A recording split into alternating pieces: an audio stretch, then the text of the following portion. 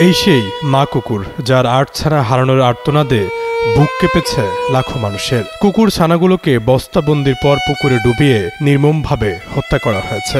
এক সরকারি কর্মকর্তার স্ত্রীর এমন কাণ্ডে রীতিমতো হতবাক সকল শ্রেণী পেশার মানুষ।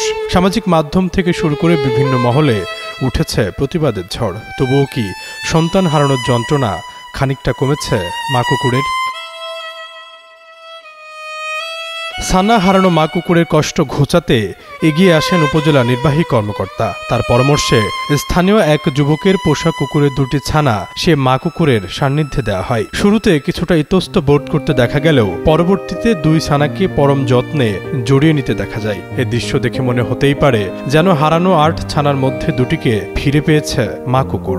জানা যায়, দীর্ঘদিন ধরে ঈশ্বরদী উপজেলা নির্বাহী কর্মকর্তার বাসভবনের এক কোনায় থাকত টম নামের একটি কুকুর। এক সপ্তাহ আগে টম ৮টি বাচ্চা প্রসব করে। সোমবার সকাল থেকে তার ছানাগুলোকে না পেয়ে পাগলপ্রায় অবস্থায় কান্না আর ছোটাছুটি করতে দেখা যায় মা কুকুর টমকে। পরে উপজেলা পরিষদের কর্মচারীরা জানতে পারেন, ঈশ্বরদী উপজেলার পল্লী উন্নয়ন ও সমবায় বিভাগের ক্ষুদ্র কৃষক উন্নয়ন ফাউন্ডেশনের কর্মকর্তা হাসানুর রহমান নয়ন ও তার স্ত্রী জীবন্ত ৮টি কুকুর ছানাকে বস্তার মধ্যে বেঁধে রোববার রাতের কোনো এক সময় ফেলে দেন উপজেলা পরিষদের পুকুরে। একদিন পর সোমবার সকালে পাওয়া যায় কুকুর ছানাগুলোর নিথর দেহ।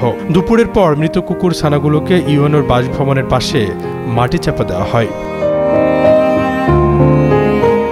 ৮টি কুকুর ছানাকে বস্তাবন্দির পর পুকুরে ডুবিয়ে হত্যার ঘটনায় মামলার পর অভিযুক্ত নারী নিশি রহমানকে গ্রেপ্তার করা হয়েছে। নিশি রহমান ঈশ্বরদীর ক্ষুদ্র কৃষক ফাউন্ডেশন কর্মকর্তা হাসানুর রহমান নয়নের স্ত্রী। ২ ডিসেম্বর রাতে 11:30টার দিকে ঈশ্বরদী উপজেলার প্রাণী সম্পদ কর্মকর্তা আকলিমা খাতুন বাদী হয়ে ঈশ্বরদী থানায় একটি মামলা দায়ের করেন। ঈশ্বরদী থানার ভারপ্রাপ্ত কর্মকর্তা আসম আব্দুল নূর মামলার বিষয়টি নিশ্চিত করেছেন। আশরাফুল ইসলাম, যুগান্ত নিউজ।